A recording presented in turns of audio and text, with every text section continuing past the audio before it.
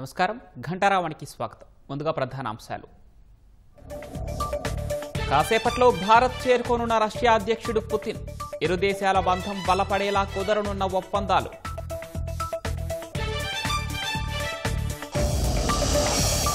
$20,444 కోట్ల పెట్టుబడులకు ఎస్ఐపిబి ఆమోదం. 56,000 మందికి ఉద్యోగ అవకాశం.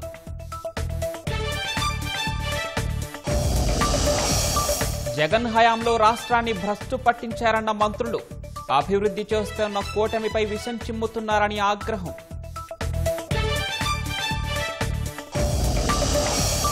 నెల్లూరు, తిరుపతి జిల్లాల్లో వర్షాలకు రోడ్ల జలమయం.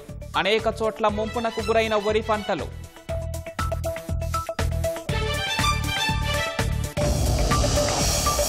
డాలర్తో పోలిస్తే జీవనకాల కనిష్టానికి పడిపోయిన రూపాయి. మోదీ సర్కార్ విధానాలే కారణమన్న కాంగ్రెస్.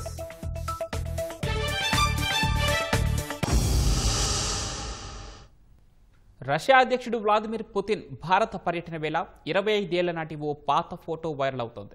2001లో అప్పటి ప్రధాని అటల్ బిహారీ వాజ్పేయితో కలిసి గుజరాత్ ముఖ్యమంత్రిగా ఉన్న నరేంద్ర మోదీ మాస్కోకి వెళ్లినప్పుడు తీసిన ఫోటో అదే. పుతిన్తో పాటు వేదికపై వాజ్పేయి కూర్చోగా ప్రతినిధి బృందంలో ఉన్న మోదీ వెనుక వైపు నిల్చొని ఉన్నారు. కానీ ఇప్పుడు మోదీ పుతిన్ మైత్రి బంధం ఎంత బలమైందో అందరికీ తెలిసిందే. 2014లో మోదీ ప్రధానమంత్రి అయిన తర్వాత పుతిన్తో మోదీ స్నేహం బలపడింది. అనేక అంతర్జాతీయ వేదికలపై మోదీ పుతిన్ సాన్నిహిత్యం ప్రత్యేక ఆకర్షణగా నిలుస్తోంది.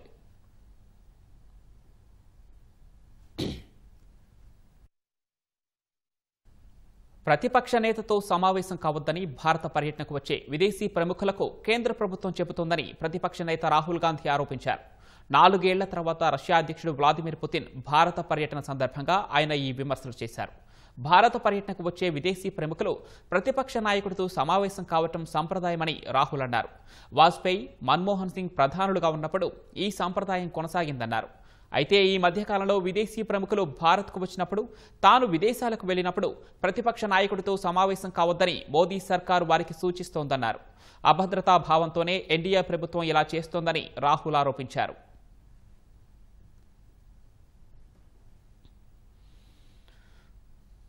పరకామణి లెక్కింపు సమయంలో జరిగింది ఓ చిన్న చోరీ అని వైసీపీ అధ్యక్షుడు జగన్ అన్నారు. ప్రాయశ్చిత్తంగా ఇప్పటికే ఆ చోరీ చేసిన వ్యక్తి కుటుంబ సభ్యులు 14 కోట్ల రూపాయల విలువైన ఆస్తులు దేవుడికి ఇవ్వటం తప్పవుతుందా అంటూ నిందితుడిని వెనకేసుకొచ్చారు జగన్. దేశంలో ఏ ఆలయంలోనైనా చోరీ జరిగినప్పుడు ఇలాంటి ఘటన జరిగిందా అని వింత వాదన వినిపించారు. సూపర్ 6, సూపర్ హిట్ అంటూ చంద్రబాబు జనాన్ని మోసం చేస్తున్నారన్నారు. సూపర్ 6, సూపర్ 7 విజయవంతంగా చేసేసినాము అని కూడా చెప్పేస్తున్నాడు. మోసం కాదని అడుగుతా ఉన్నాం. మరి ఇన్ని 420 చేష్టలు చేస్తా ఉన్నాడు. మరి చీటింగ్ కేసు పెట్టి మీద బొక్కలో వేయాల్సింది కాదా? తన ముగ్గురిని బొక్కలో వేయాలట చీటింగ్ కేసు పెట్టి. కొత్త గవర్నమెంట్ కాలేజీల ప్రైవేటీకరణపై ప్రజలు తీవ్రంగా వ్యతిరేకత చూపిస్తా ఉన్నా కూడా ఈ నిర్ణయాన్ని వెనక్కి తీసుకోకపోవడంతో 175 నియోజకవర్గాల్లో మా పార్టీ భారీ ర్యాలీలు ప్రజల తరపున ప్రజలతో కలిసి ప్రజల గొంతుకను ఇప్పటికే వినిపించడం జరిగింది. అన్ని జిల్లాల నుంచి వచ్చిన ఈ 1 కోటి సంతకాలకు పైగా ఈ పత్రాలను తీసుకుని రాష్ట్ర గవర్నర్ గారికి ఈ నెల 16న సమర్పిస్తాం. ఈ పత్రాల ద్వారా హైకోర్టులో పిటిషన్ కూడా వేస్తాం. ఈ పరకామణి కేసెస్లో ఆశ్చర్య కలిగించే కేసు నిజంగా. ఆ రోజు హుండీ డబ్బులు లెక్కేస్తూ చిన్న చోరీ 9 నోట్లు $9 వర్త్ 72,000 ఇండియన్ కరెన్సీ అది చోరీ. దీనికి ప్రాయశ్చిత్తంగా ఆ దొంగ కుటుంబ సభ్యులు 14 కోట్లు విలువైన వారి ఆస్తులను వారు దేవుడికి ఇవ్వడం తప్పవుతుందా? పోనీ దేశంలో అనేక చోట్ల అనేక ఆలయాల్లో ఇలాంటి ఘటనలు గతంలో జరిగాయి. కానీ ఎక్కడైనా ఇలా ఆస్తులు దేవుడికి ఇచ్చారా? నేను అడుగుతా ఉన్నా. అందరినీ ఆలోచన చేయమని అడుగుతా ఉన్నా. ఈ దొంగ దొరికినప్పుడు కేసు నమోదైంది. తిరుపతి కోర్టులో ఛార్జ్ షీట్ వేసినారు. మెగా లోక్ అదాలత్ కోర్టులో కేసును పరిష్కరించారు. అన్ని కోర్టుల పరిధిలో ప్రాపర్ కోర్ట్ ప్రొసీజర్ తో అంటే జరగాల్సిన జ్యుడిషియల్ ప్రాసెస్ అంతా జరిగింది. చార్టెడ్ ఫ్లైట్లో రాష్ట్రానికి అప్పుడప్పుడు వస్తూ ఫేక్ ప్రచారాలు చేసి వెళ్లటం జగన్కు అలవాటుగా మారిందని మంత్రి కొల్లు రవీంద్ర అన్నారు. పరకామణి దొంగల్ని కాపాడే యత్నం చేసి భక్తుల మనోభావాలు దెబ్బతీశారని దుయ్యబట్టారు. సమాజాన్ని సర్వనాశనం చేస్తున్న వ్యక్తుల్ని వెనకేసుకురావటం జగన్కే చెల్లిందన్నారు. అనుకూలమైన మీడియా ఛానళ్లను అడ్డం పెట్టుకుని జగన్ అసత్యాలు మాట్లాడుతున్నారని మండిపడ్డారు.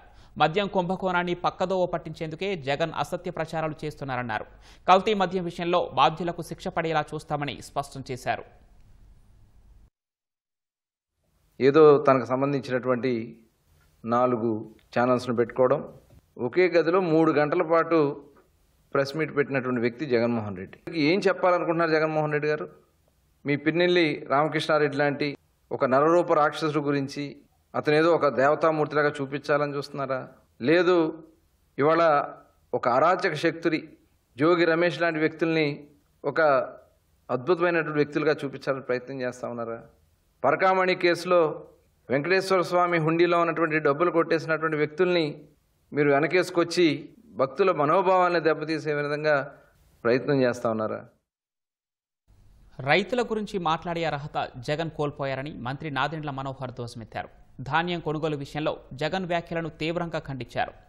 ధాన్యం రైతులకు డబ్బులు ఇవ్వకుండా బకాయిలు పెట్టిపోయిన జగన్ మాట్లాడటం సిగ్గుచేటన్నారు. ఆంధ్రప్రదేశ్లో రైతులకి ఎవరన్నా దగా చేసి మోసం చేశారంటే అది కేవలం జగన్మోహన్ రెడ్డి గారి ప్రభుత్వం. ఆయన ముఖ్యమంత్రిగా పరిపాలించిన 5 సంవత్సరాల్లో వాళ్ళు చిన్నాభిన్న వ్యవస్థని ఏ విధంగా చిన్నాభిన్నం చేశారో, ఏ విధంగా క్షేత్రస్థాయిలో కష్టపడి పనిచేసే రైతుని ఇబ్బంది పెట్టారో రాష్ట్ర ప్రజలు ఎవరు కూడా మర్చిపోలేరు. అసలు రైతు గురించి మాట్లాడే అర్హత జగన్మోహన్ రెడ్డి గారు ఎప్పుడో కోల్పోయారు. ఎన్నికలకు ముందు అంటే 2019 ఎన్నికల ముందు ఆయన చేసిన వాగ్దానాలు గెలిచిన తర్వాత రైతాంగానికి ఏమాత్రం ఆయన అండగా తోడుగా నిలబడ్డారు అని నేను ప్రశ్నిస్తున్నాను. నేను ఛాలెంజ్ చేస్తున్నాను జగన్మోహన్ రెడ్డి గారికి. ఇదే రోజు 2023లో ఎన్నికల సమయంలో సిద్ధమవుతున్నప్పుడు ధాన్యం కొనుగోలు మీరు చేసింది 5,22,000 మెట్రిక్ టన్నులు. ఇదే రోజు డిసెంబర్ 4వ తారీఖు మా కూటమి ప్రభుత్వం గర్వంగా 2,40,000 మంది రైతుల దగ్గర నుంచి ఈ రోజుకి 14 లక్షల మెట్రిక్ టన్నుల ధాన్యం కొనుగోలు చేశాం. మీరు చెప్పే లెక్కేంటి, మా లెక్కేంటి? ఎక్కడున్నారు అసలు మీరు? పరిపాలన చేతగాక మీ అసమర్థతతోటి రైతుల్ని నట్టేట ముంచేసి రైతుల దగ్గర ధాన్యం కొనుగోలు చేయకుండా ప్రభుత్వంలో ఉన్న వ్యవస్థని మీరు ఉపయోగించుకున్నారు. మీరు అనుకున్న రైస్ మిల్లర్లకు పంపించారు ధాన్యం. ర్యాండమైజేషన్ అనే పద్ధతి తీసుకొచ్చిందే మీరు. 60 కిలోమీటర్లు 70 కిలోమీటర్లు రైతులు కష్టపడి తోలుకుని వెళ్తే మిల్లుల్లో జరిగే దోపిడీ ఆ రోజున మీకు తెలియదా ఎంత నష్టపోయారో? మద్దతు ధర గురించి మాట్లాడుతున్నారు ఈయన. 2021లో జగన్మోహన్ రెడ్డి గారి హయాంలో 75 కిలోల బియ్యం బస్తా గ్రేడ్ ఏ వెరైటీ ధాన్యం 1,416 రూపాయలు. అది చివరి సంవత్సరంలో 1,652 రూపాయలు. ఈ రోజున 1,792 రూపాయలు ఇస్తున్నాం మనం 75 కిలో బస్తాకి ధాన్యం కొనుగోలు చేసినప్పుడు. కనీస మద్దతు ధర అనేది ధాన్యం విషయంలో రాష్ట్ర ప్రభుత్వం కేంద్ర ప్రభుత్వం సహకారంతో సమన్వయంతో రైతును ఆదుకోవాలనే ఆలోచనతో ఒక మార్పు తీసుకొస్తారు. కానీ మీరేమో దళారుల్ని ప్రోత్సహించింది మీరు, ఆ వ్యవస్థను తీసుకొచ్చిందే మీరు. కావాలని కొరత సృష్టించడం, ట్రాన్స్పోర్ట్ విషయంలో కానివ్వండి, గన్నీస్ గోతాల విషయంలో కానివ్వండి, చివరికి ర్యాండమైజేషన్ అనే పద్ధతి తీసుకొచ్చి మిల్లులకి వాళ్ళకి ఇష్టం వచ్చిన మిల్లులకే మీరు పంపించి ఏ విధంగా నష్టం కలిగించారో మీ అందరికీ తెలుసు. ఇదంతా అయినాక ఈయన ఒక మహానుభావుడు రైతు గురించి మాట్లాడుతున్నాడు. ఇదంతా అయినాక ధాన్యం కొనుగోలు చేసి 1,674 కోట్ల రూపాయలు బకాయిలు రైతులకు వదిలేసి వెళ్లారు ఈయన.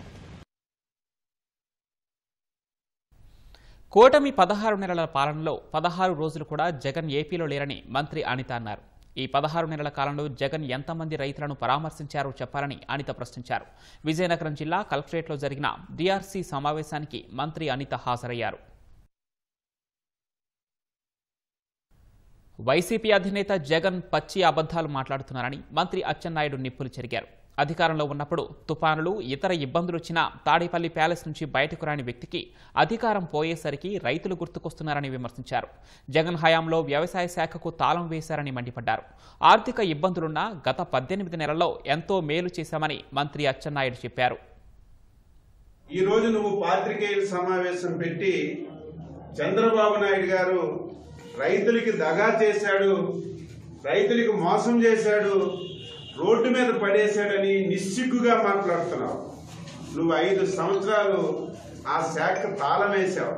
రైతులు వ్యవసాయం చేయడానికి అవకాశం లేక రైతు హాలిడే కూడా ప్రకటించినటువంటి రోజులు నీ హయాంలో చూశాం. రైతు ధాన్యం పండిస్తే ధాన్యం కొనే నాదుండేవాడు కాదు. ఒకవేళ ప్రజలు చేస్తే ధాన్యం కొంటే 7 మాసాలు 8 మాసాలు డబ్బులు ఇచ్చిన సందర్భాలు లేవు. గత సంవత్సరం కానీ ఈ సంవత్సరం కానీ ధాన్యం కొన్న తర్వాత చంద్రబాబు నాయుడు గారు 48 గంటలు టైం పెట్టినా మీరు ఒకసారి కనుక్కోండి. రైతు దగ్గరికి వెళ్ళి 4 గంటల్లోనే రైతుకి ధాన్యం కొని డబ్బులు వేస్తే ఎక్కడికి వెళ్ళినా రైతు చాలా ఆనందంగా ఈరోజు మమ్మల్ని రిసీవ్ చేసుకున్న విషయం గుర్తు చేస్తున్నాను. అంటే అసలు ఏదైతే వ్యవసాయంలో ఈ క్రాప్ చేయలేదని పచ్చి అబద్ధాలు మాట్లాడుతున్నాను. ఛాలెంజ్ చేసి చెప్తున్నాను. రికార్డు చూసుకో. ఏ మండలానికే నెల్లు, ఏ ఊరికే నెల్లు, నీలాగా ఈ క్రాప్ అని చెప్పి 55-65% కాదు. ఈరోజు చంద్రబాబు నాయుడు గారు డైరెక్షన్తో 5 రోజులు 6 రోజులు ఆలస్యమైనా పర్వాలేదు, 100% ఈ క్రాప్ చేయమంటే ఈరోజు ఆంధ్రప్రదేశ్ ప్రభుత్వం 105% మొత్తం ఈ క్రాప్ చేసి ఈ దేశంలో ఒక ఆదర్శంగా ఈ క్రాప్ చేస్తే అసలు ఈ ప్రభుత్వం ఈ క్రాపే చేయలేదని నిస్సిగ్గుగా మాట్లాడుతున్నారు. నువ్వు పెట్టావు ప్రతి ఊర్లో దిష్టి బొమ్మలాగా సగం బిల్డింగులు కట్టి రైతు సేవా కేంద్రాలను పెట్టావు. దానికి ఒక డైరెక్షన్ లేదు. రైతు సేవా కేంద్రంలో ఎంతమంది రైతులు ఉన్నారో తెలియదు. ఆ ప్రదేశంలో ఏ పంటలు పెడుతున్నారో తెలియదు. ఈరోజు మేము వచ్చిన తర్వాత రైతు సేవా కేంద్రాలని స్ట్రెంగ్తన్ చేసి ఈరోజు మళ్ళీ ఇంకొక అబద్ధం. నేను ఉండేటప్పుడు ధరలు తగ్గిపోతే 7,700 కోట్లు ఖర్చు పెట్టి నేను పంటలు కొన్నానని పచ్చి అబద్ధం మాట్లాడుతున్నాను. పెట్టుబడుల ప్రోత్సాహక బోర్డు సమావేశంలో 20,444 కోట్ల పెట్టుబడులకు ఆమోదం తెలిపినట్లు మంత్రి కందుల దుర్గేష్ వెల్లడించారు. విశాఖ భాగస్వామి సదస్సులో జరిగిన ఒప్పందాల పర్యవేక్షణకు ప్రత్యేక పోర్టల్ను ఏర్పాటు చేయాలని నిర్ణయించినట్లు తెలిపారు. దావోస్కు సిద్ధం కావాలని మంత్రులు, అధికారులకు సీఎం దిశానిర్దేశం చేశారు. ఎస్ఐపిబిలో తీసుకున్న నిర్ణయాలు 45 రోజుల్లో గ్రౌండ్ అయ్యేలా కార్యాచరణ చేపట్టాలని సీఎం ఆదేశించినట్లు తెలిపారు. భాగస్వామ్య సదస్సులో జరిగిన ఒప్పందాల్లో 100% గ్రౌండ్ చేసేందుకు కృషి చేస్తున్నామని మంత్రి టీజీ భరత్ వెల్లడించారు. సచివాలయంలో సీఎం చంద్రబాబు అధ్యక్షతన జరిగిన ఎస్ఐపిబి సమావేశంలో ఈ మేరకు తీసుకున్న నిర్ణయాలను మంత్రులు దుర్గేష్, టీజీ భరత్ వెల్లడించారు. కూటమి వచ్చిన తర్వాత ప్రభుత్వం వస్తున్నటువంటి పెట్టుబడుల వెల్లువ గురించి పూర్తి స్థాయిలో చర్చించడం జరిగింది. పెట్టుబడుల ప్రోత్సాహక బోర్డు సమావేశంలో 20,444 కోట్ల పెట్టుబడులకు ఆమోదం తెలియజేశాం. అదేవిధంగా మొత్తం 26 సంస్థలకు రాష్ట్రంలో యూనిట్లు ఏర్పాటు చేసుకోవడానికి ఆమోదం తెలియజేయడం జరిగింది. వీటి ద్వారా 56,278 ఉద్యోగాల కల్పన జరుగుతుందనేటువంటి మాట కూడా స్పష్టమైనటువంటి వివరణతో ఉంది. ఎర్లీ బర్డ్ ప్రోత్సాహకాలు ఏదైనా ఒక కార్యక్రమంలో మొట్టమొదటిగానే వచ్చి మేము టేకప్ చేస్తాం అనేటువంటి ఒక 6 కంపెనీలకు కూడా ఆమోదం తెలియజేయడం జరిగింది. దాంతోపాటు దీనికి ఒక పోర్టల్ని ఏర్పాటు చేసుకుని ఎప్పటికప్పుడు పర్యవేక్షణ చేయాలనేటువంటి మాటని నిర్ణయించుకోవడం జరిగింది. దావోస్లో జరిగేటువంటి వరల్డ్ ఎకనామిక్ ఫోరంలో పాల్గొనే ముందే ఇవన్నీ రెడీ చేసుకుని ఆ వరల్డ్ ఎకనామిక్ ఫోరంలో పార్టిసిపేట్ చేయాలనేటువంటి ఆలోచన కూడా ఉండేలాగా సీఎం గారు నిర్దేశించడం జరిగింది. 45 రోజుల సమయంలో వీటన్నిటినీ కూడా గ్రౌండ్ చేయడానికి వీలుగా కార్యాచరణను ఏర్పాటు చేసుకోమన్నారు. ఆ ప్రకారం కార్యాచరణ ఏర్పాటు చేసుకుని ముందుకు వెళ్ళడానికి సిద్ధంగా ఉన్నాం. మొత్తము MOUs plus GOs hand over చేసింది మీకు ఆల్రెడీ ఫిగర్స్ ఇవ్వడం జరిగింది. 13,25,000 crores జాబ్ జనరేషన్ వచ్చి 16,13,000 పీపుల్కి పార్ట్నర్షిప్ సమ్మిట్లో MOUs ప్లస్ GO ఎక్స్చేంజ్ మనకు జరిగింది. దాంట్లో ఎనర్జీకి సంబంధించింది 40%, ఇండస్ట్రీస్ అండ్ కామర్స్ ఏమో 21%, I&I వచ్చి 13%, ఐటీకి సంబంధించింది 12%, అదర్స్ వచ్చి 14% అనమాట. సో 1,000 crore పైన ఉందంటే డెడికేటెడ్ ఆఫీసర్ని ఐడెంటిఫై చేయడం జరిగింది. మినిస్ట్రీకి సంబంధించిన దాంట్లో లోకేష్ గారు ఏం చెప్పారంటే గ్రూప్స్ ఫామ్ కామని చెప్పారు. మినిస్టర్ లెవెల్లో మేజర్ ప్రాజెక్ట్స్ ఏమన్నాయో గ్రూప్స్ ఫామ్ అయ్యి వాళ్ళని గ్రౌండ్ చేసే విధానంలో వాట్సాప్ గ్రూప్స్ కూడా ఫామ్ కావడం జరిగిందండి. ఢిల్లీకి పోయినప్పుడు క్యాబినెట్ ర్యాంక్ మినిస్టర్లు కలిసినప్పుడు ఇట్లా పార్ట్నర్షిప్ సమ్మిట్ చాలా బాగా జరిగింది కదా భరత్, అది మీరు దాంట్లో ఈవెన్ 30% మీరు కానీ గ్రౌండ్ చేయగలిగితే ఇట్ విల్ బీ ఫెంటాస్టిక్ అన్నారు. బట్ మన టార్గెట్ ఏమంటే 100%కి 100% ట్రై చేయాలా, 100% అన్ని ప్రాజెక్ట్స్ కూడా గ్రౌండ్ అయ్యేలాగా వర్కౌట్ చేయాలనే ఉద్దేశంతో ఈడ్ ఆఫ్ డూయింగ్ బిజినెస్ ఇంప్లిమెంట్ చేసే దిశలో వీఆర్ వర్కింగ్ అనమాట. సో ఇవన్నీ కూడా గ్రౌండ్ కావాలా అనే ఉద్దేశంతో ఈరోజు MOUs ఏదో చేశామనేది కాకుండా రివ్యూ చేయడం జరిగింది. 1 year 8 months అండ్ ఖచ్చితంగా 20 లక్షల ఉద్యోగాలు అయితే ఫుల్ఫిల్ చేయగలుగుతామండి. ముందు మాతృభాషకు ప్రాధాన్యతనివ్వాలని, తర్వాత సోదర భాషలు నేర్చుకోవాలని మాజీ ఉపరాష్ట్రపతి వెంకయ్యనాయుడు సూచించారు. తెలుగు చదవటం, రాయడం వస్తేనే ఉద్యోగం ఇస్తామని అంటేనే తెలుగు చదువుతారని వ్యాఖ్యానించారు. మచిలీపట్నం కృష్ణా యూనివర్సిటీలో కృష్ణా తరంగ్ 2025 ఉత్సవాలను ఆయన ప్రారంభించారు. ఈ కార్యక్రమానికి మంత్రి కొల్లు రవీంద్ర, ఎమ్మెల్యే మండలి బుద్ధప్రసాద్, ఆర్టీసీ చైర్మన్ కొనకళ్ళ నారాయణ హాజరయ్యారు. నాకు ఇష్టమైన వ్యాపకాల్లో యువతను కలిసి వారితో ముచ్చటించడం, వారిని కార్యోన్ముఖం చేయడం ఒకటి. ఎందుకంటే వారిలో తగిన సమయంలో పూర్తిని నింపితే, సరిగ్గా మార్గదర్శనం చేస్తే వాళ్ళు దేశానికి గొప్ప సంపదగా తయారవుతారు. అందుకే నేను ఉపరాష్ట్రపతిగా పదవి విరమణ చేసిన తర్వాత ఏం చేస్తున్నారని చెప్పి ఏం చేస్తారు సార్ అడిగారు. నేను చెప్పాను I'm retired but not tired. పదవి విరమణ చేశానే కానీ పెదవి విరమణ చేయలేదు అని చెప్పాను. తిరుగుతూ ఉంటాను, ప్రజలను కలిసి యువతను కలిసి వాళ్లకు నా ఆలోచనలు, నాకున్న అనుభవాన్ని వాళ్ళకి పంచి ఇస్తే వాళ్ళ యొక్క ఎక్స్పెక్టేషన్స్, వాళ్ళ ఉద్దేశాలు, వాళ్ళ కోరికలు ఏమున్నాయో తెలుసుకుంటే వాటి మన ప్రభుత్వానికి తెలియజేయవచ్చు. తద్వారా దేశ అభివృద్ధి జరుగుతుందని నా యొక్క విశ్వాసం. ఈ మచిలీపట్నం పేరు వింటే బందర్ అనగానే ఒక శక్తి వస్తుంది. ఇది కేవలం పట్టణం కాదు, చారిత్రక ఆనవాలు, సంస్కృతి, కళలు, వాణిజ్యాలకు పుట్టినిల్లు. కృష్ణా జిల్లా నేల ఎందరో మహనీయులను ఇక్కడ అందించింది. ఇక్కడ యువత తాము ఈ అద్భుతమైన వారసత్వానికి వారసులని గుర్తించి వారి మంచి లక్షణాలను అలవాటు చేసుకుని మనం పెరిగే దానికోసం ప్రయత్నం చేయాలనేది నేను ఇవాళ యువతకు చెప్తున్న నా సలహా. నేను మన ముఖ్యమంత్రి చంద్రబాబు నాయుడు గారు, రేవంత్ రెడ్డి గారు ఇద్దరు స్వర్గీయ రామోజీరావు గారి జయంతి సందర్భంగా ఆ వేదిక పైన ఉంటే నేను చెప్పాను, రామోజీరావు గారి మీద ఆయనకు నిజమైన నివాళి ఏంటంటే ఇద్దరు ముఖ్యమంత్రులు తెలుగు భాషని ఉత్తర ప్రత్యుత్తరాలు వాడేందుకు పరిపాలనా భాషగా తెలుగును ఉపయోగించండి అని చెప్పాను. ఆ తర్వాత వాళ్ళిద్దరు మాట్లాడుతూ తప్పనిసరిగా అలాగే చేస్తామని చెప్పారు. అది ఒక మెట్టు పరిపాలన. ఎందుకంటే జనం పరిపాలన ఎవరి కోసం? ప్రజల కోసం. ప్రజలకు వచ్చిన భాష ఏంటి? తెలుగు. ఇంగ్లీష్ ఉత్తరం రాస్తే గజెట్ నోటిఫికేషన్ చేస్తే ఎవరికి అర్థం అవుతుంది? నేను మరొక అడుగు ముందుకెళ్ళి చెప్తుంది ఏంటంటే మన తెలుగు రాష్ట్రాల్లో ఉద్యోగం కావాలంటే తెలుగు భాష వచ్చుంటేనే, రాయడం చదవడం వచ్చుంటేనే ఉద్యోగం ఇవ్వాలి. ఏ ఉద్యోగం అయినా సరే, ప్యూన్ దగ్గర నుంచి పైదాకా. కొత్త విశ్వవిద్యాలయాన్ని నదులు పేర్లు పెట్టాలని ఒక ఆలోచన చేశారు. ఆ రకంగా దీన్ని కృష్ణా విశ్వవిద్యాలయం అనుకున్నాం. అయితే తర్వాత ఏంటంటే కేబినెట్ మీటింగ్ వచ్చేప్పటికి ఆ నెల్లూరులో ఉన్న పెన్నా విశ్వవిద్యాలయాన్ని సింహపురి విశ్వవిద్యాలయం చేయాలని అక్కడ మంత్రి గారు కోరితే దాన్ని ముఖ్యమంత్రి గారు ఒప్పుకున్నారు. అట్లాగే గోదావరి విశ్వవిద్యాలయం అనుకున్నది ఆదికవి నన్నయ్య విశ్వవిద్యాలయం అయింది. సరే అప్పుడు నన్ను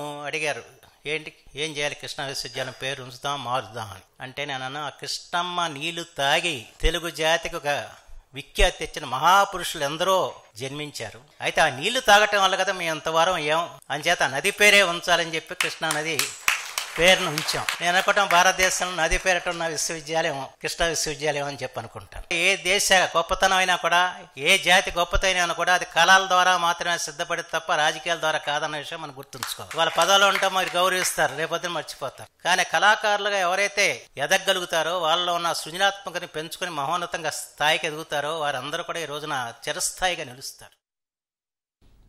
చిత్తూరు జిల్లా పర్యటన ముగించుకొని రేణిగుంట విమానాశ్రయానికి వెళ్తున్న డిప్యూటీ సీఎం పవన్ కళ్యాణ్ తిరుపతి శివారు దామినేడు వద్ద తన కోసం వేచి ఉన్న రైతులను కలిశారు. తాము ఎదుర్కొంటున్న సమస్యలను వివరిస్తూ రూపొందించిన ప్లకార్డులను ప్రదర్శిస్తూ జాతీయ రహదారిపై ఎదురు చూస్తున్న రైతులను చూసి పవన్ తన కాన్వాయ్ను ఆపి వారితో మాట్లాడారు. ఎస్టేట్ అబాలిషన్ యాక్ట్ కింద 1961లో ప్రభుత్వం తమ గ్రామాన్ని తీసుకుందని రైతులు తెలిపారు. 1962లో సర్వే చేసినప్పుడు 175 ఎకరాల భూమిని పొరపాటుగా అనాధీనంగా చూపారన్నారు. ఇనాం ఎస్టేట్ గ్రామంగా ఉన్నప్పుడు 26 కుటుంబాలకు చెందిన తాము శిస్తులు చెల్లించామని తెలిపారు. తమ అనుభవంలో ఉన్న భూములకు పట్టాలు ఇవ్వాలని పవన్ని కోరారు. కలెక్టర్తో చర్చించి సమస్యలను పరిష్కరించేందుకు కృషి చేస్తానని పవన్ కళ్యాణ్ రైతులకు హామీ ఇచ్చారు. విశాఖ బురుజుపేటలో శ్రీ కనకమహాలక్ష్మి అమ్మవారి మార్గశిర మాస ఉత్సవాలు ఘనంగా నిర్వహించారు. భక్తి శ్రద్ధలతో అమ్మవారిని ప్రత్యేక అభిషేకాలు చేశారు. మార్గశిర 2వ గురువారం సందర్భంగా పెద్ద సంఖ్యలో భక్తులు తరలివచ్చారు. అమ్మవారిని దర్శించుకుని మొక్కులు చెల్లించుకున్నారు. భక్తుల రద్దీకి అనుగుణంగా ఆలయ అధికారులు అన్ని ఏర్పాట్లు చేశారు. ప్రపంచంలోని పురాతన ఆరావళి పర్వతాల మనుగడపై ఆందోళనలు వ్యక్తమవుతున్నాయి. కేంద్రం తీసుకున్న నిర్ణయం అక్కడి జీవ వైవిధ్యానికి గొడ్డలి పెట్టుగా మారనుందని పర్యావరణవేత్తలు అంటుండగా మైనింగ్ మాఫియాకు బహిరంగ ఆహ్వానమని కాంగ్రెస్ ఆరోపిస్తోంది. ఆరావళి పర్వతాలకు సంబంధించి కేంద్రం ఇచ్చిన కొత్త నిర్వచనం, దానివల్ల ఏర్పడే ప్రతికూల ప్రభావాలపై ప్రత్యేక కథనం. ప్రపంచంలోనే పురాతన ఆరావళి పర్వతాల భవిష్యత్తుపై నీలినీడలు కమ్ముకున్నాయనే అభిప్రాయం వ్యక్తమవుతోంది. ఈ పర్వతాలకు సంబంధించి కేంద్రమిచ్చిన కొత్త నిర్వచనాన్ని సుప్రీంకోర్టు అంగీకరించడంపై పర్యావరణవేత్తలు, రాజకీయ నేతలు ఆందోళన వ్యక్తం చేస్తున్నారు. ఈ పర్వతాలను కాపాడటానికి కీలక ఆదేశాలు జారీ చేసిన దేశ అత్యున్నత న్యాయస్థానం ఆరావళి కొండలు, శ్రేణులకు సంబంధించి ప్రభుత్వం ఇచ్చిన నిర్వచనాన్ని అంగీకరించింది. నిపుణుల నివేదిక వచ్చే వరకు ఢిల్లీ, హర్యానా, రాజస్థాన్, గుజరాత్లో విస్తరించి ఉన్న ఆరావళి పర్వత ప్రాంతాల్లో కొత్తగా మైనింగ్ లీజులు మంజూరు చేయొద్దని ఆదేశించింది. ప్రభుత్వ నిర్వచనం ఆరావళి పర్వతాల్లోని 10% భూభాగానికే వర్తిస్తుందని పర్యావరణవేత్తలు అంటున్నారు. ఎంతో జీవ వైవిధ్యంతో కూడిన 90% భూభాగానికి కేంద్ర ప్రభుత్వం ఇచ్చిన కొత్త నిర్వచనం మరణ శాసనం కానుందని ఆందోళన వ్యక్తం చేస్తున్నారు. It's very unfortunate that the Supreme Court actually accepted the new definition that's been given by the government. We're talking about Aravalli Hills, which is one of the oldest mountain ranges that we actually have on this planet, and in many ways it's one of the main barriers, dust barriers, that Delhi has or North India has, as in something that actually separates Thar from this part of the country. And this entire 670 kilometer length of Aravalli is the one. It's not just a dust barrier in that sense. We're also talking about water recharge. We are also talking about greenery, the groundwater table, many things. As in, so it's in many ways it's an ecological treasure. Aravalli జిల్లా పరిధిలోని 100 మీటర్లు లేదా అంతకంటే ఎక్కువ ఎత్తు ఉన్న కొండలను మాత్రమే ఆరావళి హిల్స్ గా కేంద్రం నిర్వచించింది. 2 లేదా మరికొన్ని కొండలు మాత్రమే 100 మీటర్ల కంటే ఎక్కువ ఎత్తులో 500 మీటర్ల లోపు ఉన్నాయి. అంటే ఆరావళి పర్వతాల్లోని మిగతా ప్రాంతాన్ని సాధారణ భూమిగా కేంద్రం నిర్వహించింది. అక్కడ మైనింగ్ కార్యకలాపాలు జరిపేందుకు మార్గం సుగమం చేసింది. ఇది ఆరావళి పర్వత శ్రేణుల ఉనికికి గొడ్డలిపెట్టు కానుందని ఆందోళనలు మొదలయ్యాయి. Absolutely essential to protect the air quality, not only as a barrier against the dust from desert, but the green and that the whole dense forest cover is also essential for very efficient trapping of pollution and also to clean up the toxic and to mop up the toxic emissions from the air. ఈ అంశంపై రాజకీయ పార్టీలు కూడా ఆందోళన వ్యక్తం చేస్తున్నాయి. ఆరావళి పర్వతాల భౌగోళిక స్వరూపాన్ని మార్చేలా కేంద్రం ఇచ్చిన కొత్త నిర్వచనం డెత్ వారెంట్ అని Congress parliamentary party chairperson Sonia Gandhi ఆరోపించారు. ఈ మేరకు జాతీయ మీడియాలో ఓ కథనం రాశారు. గుజరాత్, రాజస్థాన్, హర్యానాల్లో విస్తరించిన ఆరావళి పర్వతాలది దేశ చరిత్ర, భౌగోళిక స్వరూపంలో కీలక పాత్ర అని పేర్కొన్నారు. అక్రమ మైనింగ్ వల్ల ఇప్పటికే అక్కడి సహజ సంపద తరిగిపోతుండగా తాజాగా మోదీ ప్రభుత్వం ఆరావళి పర్వతాలకు డెత్ వారెంట్ ఇచ్చిందన్నారు. 100 మీటర్ల కంటే తక్కువ ఎత్తులో ఉన్న కొండల్లో మైనింగ్ కు అనుమతించటం మైనింగ్ మాఫియాకు బహిరంగ ఆహ్వానం అవుతుందన్నారు. ఇది వన్యప్రాణుల రక్షణ చట్టం 1972ను ఉల్లంఘించడమే అని విమర్శించారు. కేంద్ర ప్రభుత్వం ఈ నిర్ణయాన్ని వెనక్కి తీసుకోవాలని సోనియా డిమాండ్ చేశారు.